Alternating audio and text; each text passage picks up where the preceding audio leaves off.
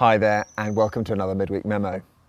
When I was a school teacher, I used to coach rugby, and because I wasn't particularly good at rugby, I got given the lowest team in the youngest year.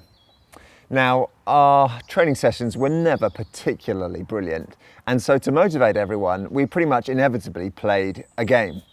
And what would happen in the game pretty quickly is that Freddie Hunter would get the ball and he would run to the far end and score a try. And very early on, everyone else would kind of resign themselves to that happening and sit there and wait for him to bring it back again so we could do it again. But there was one occasion where it went slightly further than that. Freddie had just probably scored another try.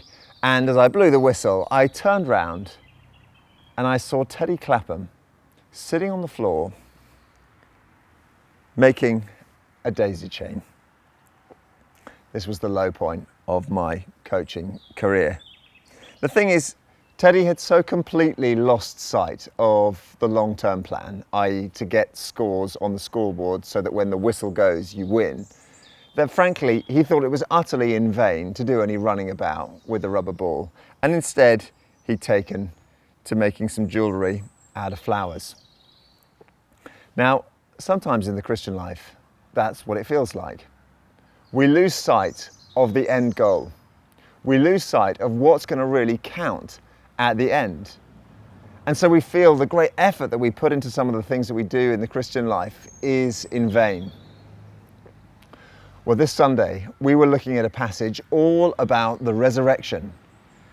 And as we got to the end of that, we were encouraged to see that the resurrection, our long-term aim, changes how we live in the present. This Sunday, we looked at a verse from the end of 1 Corinthians 15. It's verse 58, and it's actually here on the wall of our church building. Therefore, my dear brothers and sisters, stand firm. Let nothing move you.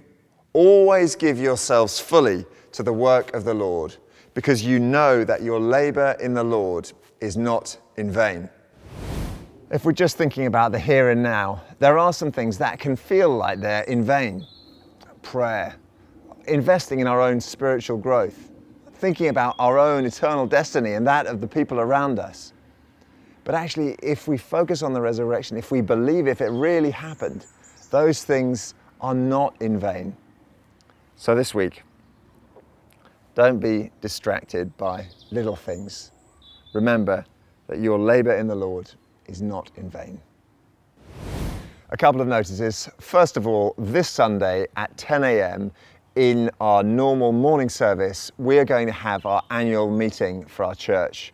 It's an opportunity to hear our vision for the coming years, a chance to elect our representatives as well on the PCC and our wardens for the next year. So do join us for that. And then secondly, I want to tell you about something a bit further ahead. On Sunday, the 15th of May at 4:30 in the afternoon, we've got a welcome tea. Perhaps you're new to the church, perhaps you know someone who's new to the church. This is a great opportunity to get together with people, hear a little bit about what we're about here at Emmanuel, and get to know one another over a cup of tea and a piece of cake. So we'd love to see you there if that's appropriate for you. Thanks so much for joining us.